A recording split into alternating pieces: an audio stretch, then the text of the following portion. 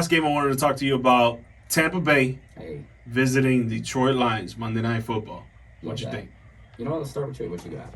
Dude, I think it's going to be a high-scoring game. Mm-hmm. I think Detroit's defense is very below average. I think Tampa Bay's defense is kind of on the average borderline. I think they can get it done. They do get a lot of turnover points, but they still let the other team score a lot. Yeah. Now it's all gonna depend on Jared Goff and Baker Mayfield because right now it's the Tampa Baker Bucks. Yeah, Right now he's doing what it does. He's the MVP. He's literally the MVP right now, and he's got no receivers right now on paper. Right now, obviously, yeah, Mike Evans looked like he's back on track to get back at the game this week. Mm-hmm. Chris Godwin looks like he's not going to. And Buka, we still gotta see what's up because he got injured in the last game. So Baker Mayfield won against the San Francisco 49ers with wide receiver 3, 4, 5.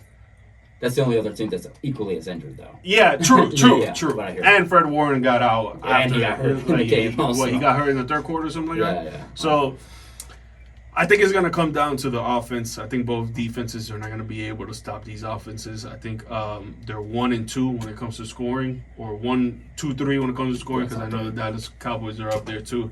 But it's going to be a good game. I think it's going to be a shootout. I think each team is going to put up 30.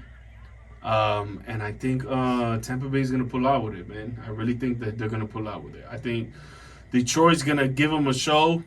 And, you know, they might win it because they're in Ford Field. They might have that home field advantage. But the way that Baker's been playing, man, it looks like no matter what, he does not want to lose, bro. Like, this guy would literally 3rd and 20. Yeah. Run down the field, put his shoulder pad on 2 different defenders, and get the first down. Yeah. You're not going to see that with Jared Goff. And you know, I don't know if you recall, but last season we talked about the Bucs and things like that. And I was always high. I always say Mike Evans, most underrated receiver. Baker Mayfield, most underrated quarterback.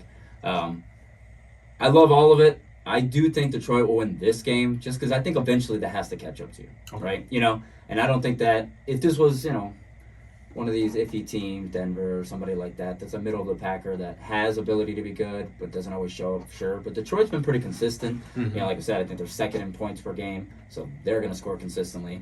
And also, like you mentioned, Bucs are in that 20 to 25 range in the league on both run defense and pass defense. Mm-hmm. I think, like you mentioned, both teams will put up a lot of points. I think the injuries with the Bucs is going to keep them limited a little, and Baker's going to have to do another miraculous comeback there on the road in Detroit. I think it'll just come up a little short this time. And I have no issue with what that. It won't make me judge them differently. It won't make me perceive them as, you know, taking a step back. I just think this is one of those games where the team that has more of their better players on the roster ready to go at home and has been proven for the most part. I know they haven't made the Super Bowl, but they've kind of had deep runs as well. I'm just going to roll with that. Jared Goff being more basic, getting it done in terms of, you know, Baker having to take a lot of risks and put him over the top. Yeah, for sure.